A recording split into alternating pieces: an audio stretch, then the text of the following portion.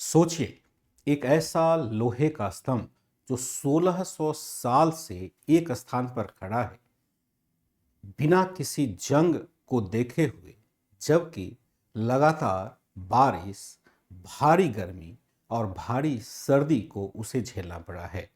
यह है एक चमत्कार जैसा, क्योंकि लोहे की प्रकृति होती है जंग लगना और जंग लग करके नष्ट हो जाना। लेकिन 1600 साल से खड़ा एक लौह स्तंभ जो दिल्ली के मेहरौली में स्थित है, उसमें आज तक जंग का नामो निशान नहीं देखा गया है।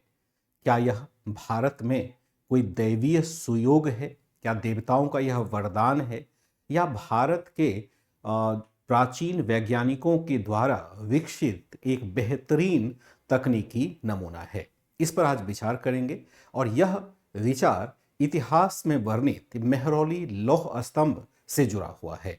यह मेहरौली लौह स्तंभ लगभग 1600 वर्षों से दिल्ली के एक स्थल पर खड़ा है। तकरीबन तकरीबन इस स्तंभ की ऊंचाई लगभग 7 मीटर से ऊंची है। अगर ओवरऑल देखा जाए तो यह स्तंभ तकरीबन 8 मीटर का है, क्योंकि 1 मीटर जमीन से नीचे यह दबा हुआ है। 1 मीटर यह जमीन के नीचे है और 7 मीटर यह ऊंचा है।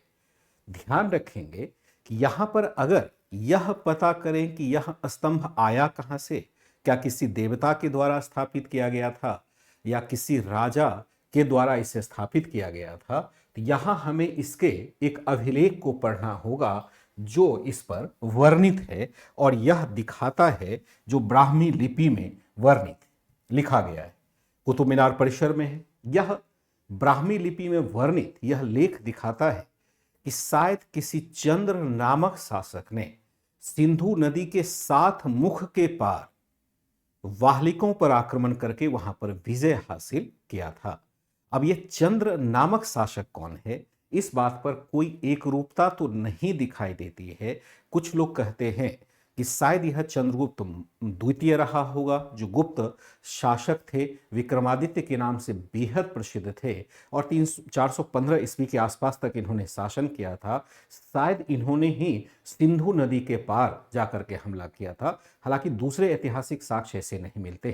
कुछ लोग तो यह भी कहते हैं कि चंद्र नामक जो शासक है शायद रामचंद्र हो सकते हैं, यानी भगवान रामचंद्र से भी इसे जोड़ते हैं। लेकिन भगवान रामचंद्र के समय लोहे का प्रयोग नहीं हुआ दिखता है, खास करके पुरातात्विक साक्ष्यों में। तो इसलिए मानते हैं कि यह चंद्र नामक शासक रहा होगा, चंद्रगुप्त द्वितीय, जिसने इस लौह स्तंभ को बनवाया था। लेकिन ताज्जुब की बात है कि अभी हमें यह लौह स्तंभ दिल्ली में दिखाई देता है, कुतुब मीनार परिसर में दिखाई देता है, लेकिन असल में यह कुतुब मीनार परिसर में पहले से नहीं था, बल्कि माना जाता है यह उदयगिरी की पहाड़ी पर स्थापित था। उदयगिरी की पहाड़ी पर विष्णु ध्वज के रूप में यह स्थापित किया गया था और इस स्तंभ के ऊपर एक गरुड़ की आकृति बनाई गई थी। विष्णु के सम्मान में यह बनाया गया था, उनके लिए यह स्थापित किया गया था। लेकिन फिर यह दिल्ली कैसे पहुंचा? इसके संदर्भ में 2 अवधारणाएं मिलती है। पहली अवधारणा है कि शायद किसी सुल्तान ने, यानी दिल्ली के किसी सुल्तान ने उदयगिरी से इसको पिक करके और दिल्ली में स्थापित किया, कुतुब मीनार के परिसर। शायद वह फिरोज शाह तुगलक रहा होगा, ऐसा कुछ इतिहासकार कहते हैं। लेकिन अधिकांश इतिहासकार इस बात से सहमत हैं कि 11वीं सदी में तोमर शासक अनंगपाल तोमर के द्वारा इसे दिल्ली में स्थापित किया गया था। और उसी दिल्ली में जहां आगे चल करके हम देखते हैं कि पृथ्वीराज तृतीय की राजधानी भी किला रायतीत हो रहा है, और वहीं पर बाद में कुतुब मीनार भी बनाया गया।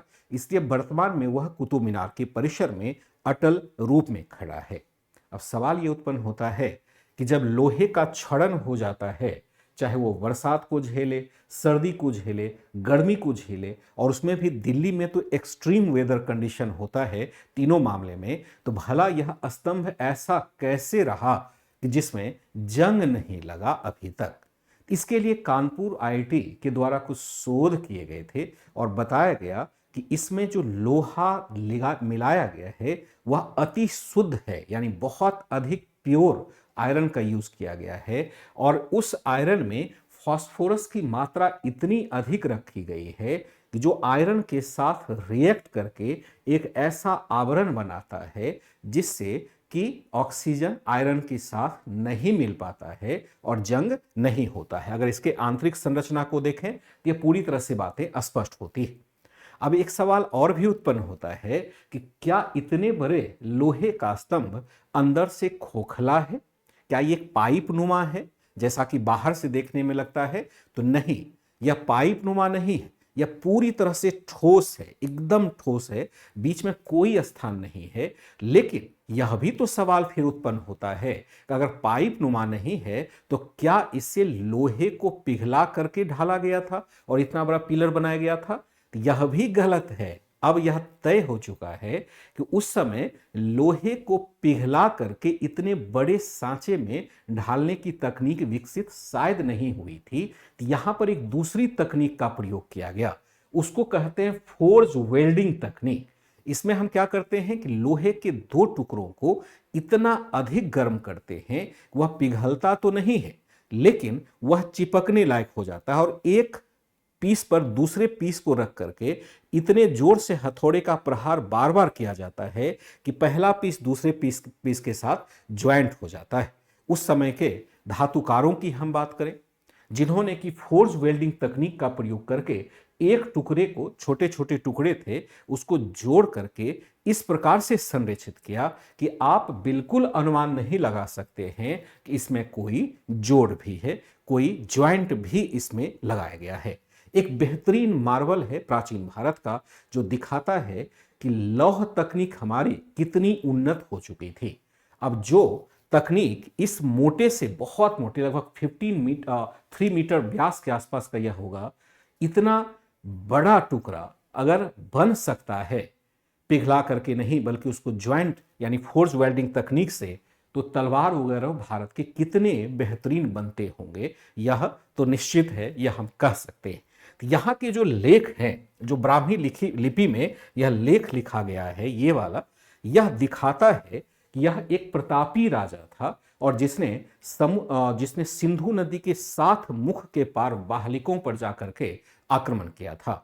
यह लौह स्तंभ हमारे लिए एक गौरव का विषय है और जो यह दिखाता है कि किस प्रकार से भारतीय भूमि पर विज्ञान और तकनीक उस समय भी सर्वश्रेष्ठ हो चुका था, जबकि औपनिवेशिक इतिहासकार कहते हैं कि भारत में शायद कुछ भी विकसित नहीं था, या औपनिवेशिक इतिहासकार कहते हैं कि भारत के जितने भी ज्ञान हैं यूरोप की लाइब्रेरी के एक सेल्फ के बराबर है, जैसा कि मैकेले को आप सुनते होंगे इस कोटेशन के साथ। लेकिन यहां हम क्या देखते हैं कि इस शुद्ध लोहे के गर्म टुकड़े को आपस में हथौड़े से मार मार कर पीट कर इस प्रकार के एक सिंगल टुकड़ा बना दिया गया, जो हमारे लिए एक मार्वल के समान हो जाता है, एक बेहतरीन मार्वल जिसने कि भारत के इतिहास को गौरवान्वित करने का कार्य किया है।